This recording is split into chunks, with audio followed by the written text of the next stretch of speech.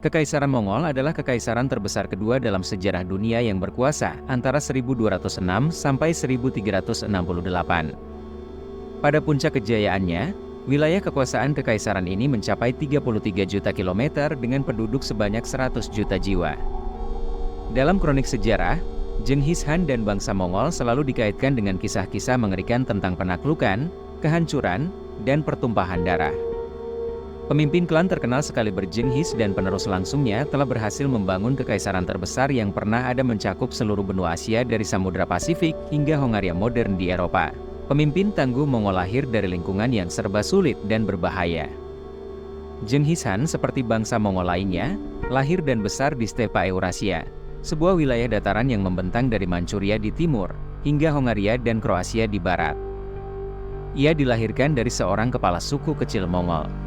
Ketika Jenghis Khan berusia 9 tahun, ayahnya dibunuh dan musuh sukunya kemudian membuang istri dan 5 anaknya untuk mengurus diri mereka sendiri di padang rumput stepa yang keras. Stepa Eurasia merupakan sebuah negeri yang keras dengan musim panas yang terik dan musim dingin yang ekstrim. Membuang ia dan anak-anaknya ke stepa, sama seperti hukuman mati. Menariknya, ibu Jenghis Khan adalah orang yang luar biasa. Ibu Jenghis Khan berhasil membesarkan kelima anaknya itu. Akan tetapi, meski berhasil menjaga sebagian besar anak-anaknya untuk tetap hidup, keluarga Jenghis Khan mengalami kemiskinan yang sangat parah. Meski stepa dikenal keras dan mematikan, beruntungnya, masih ada penghidupan bagi orang-orang yang hidup di stepa lewat padang rumputnya yang melimpah, yang memungkinkan peternakan dalam jumlah besar. Alhasil, wilayah tersebut menjadi tempat tinggal yang dihuni selama ribuan tahun oleh suku-suku nomaden. Orang-orang inilah yang mengembara bersama ternaknya dari satu padang rumput ke padang rumput lainnya.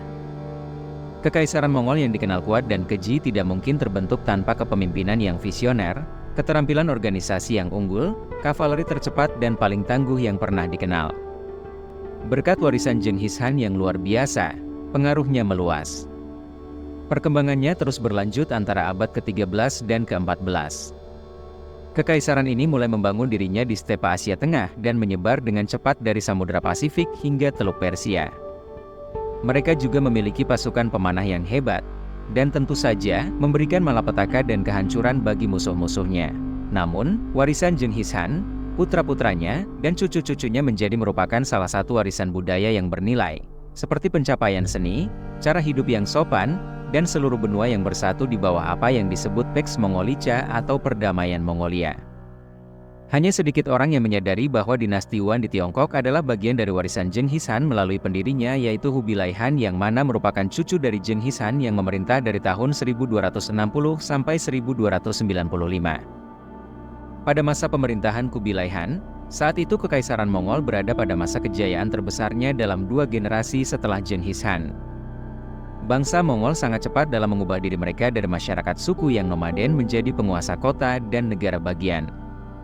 Mereka juga belajar dengan cepat bagaimana mengelola Kekaisaran Mongol yang luas.